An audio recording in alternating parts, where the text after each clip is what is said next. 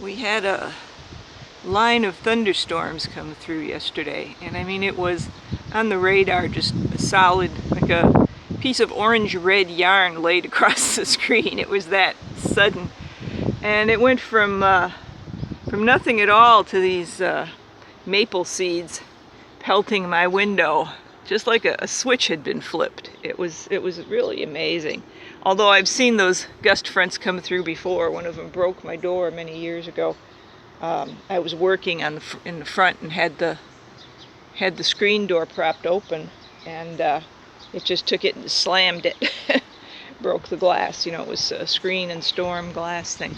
But I've got these flowers here, and I call them wild asters. And when I was in a garden group, somebody got all upset with me because they said they had some different name than that. But you know, they're not going to come when I call them anyway, so I'm just going to keep in my mind calling them wild asters.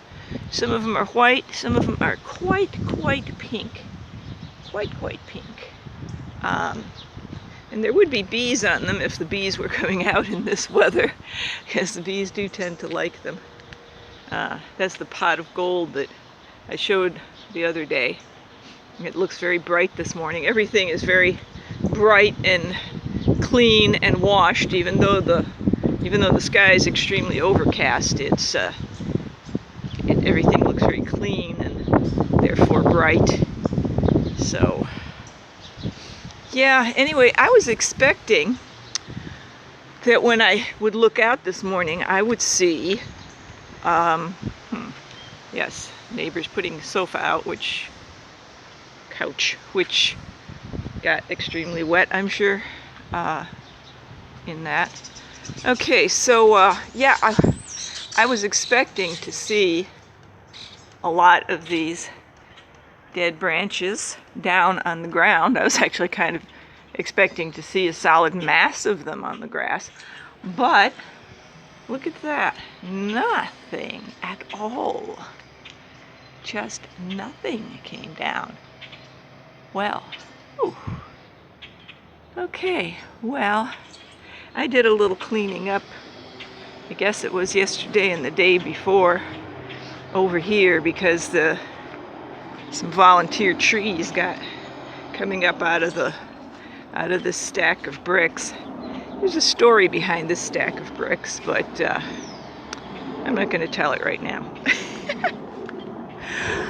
The neighbors' lilacs are blooming, and they would smell very nice if they didn't have dogs and therefore a yard full of dog crap, which really is quite stronger than the lilacs, unless you go stick your face in the lilacs. But the hosta, yeah, look at that, it's really up and going. Okay, and the Asiatic lilies are working on it. This batch over here. Out of all the irises I transplanted last year, these are okay. Something ate all the ones I put here. Yeah, that's what gardening is, fighting. Oh yes, the pleasures of gardening. And fighting with nasty little things with teeth, or possibly without teeth. Oh, here's the first Tradescantia of the year. That's something the local bees like. It has a really bright, vivid color in person, but I think that's in wavelengths that people's eyes can see that cameras are not, or at least the little camera on my tablet are not equipped to deal with.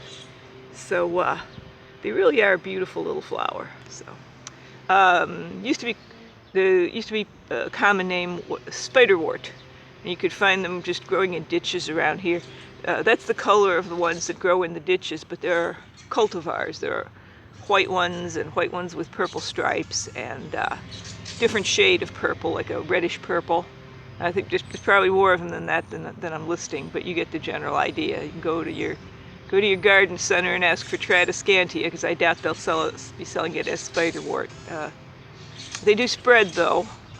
They come up every year from the root, and the root continues to spread. So You've either got to make sure you really want it or you've got to contain it somehow.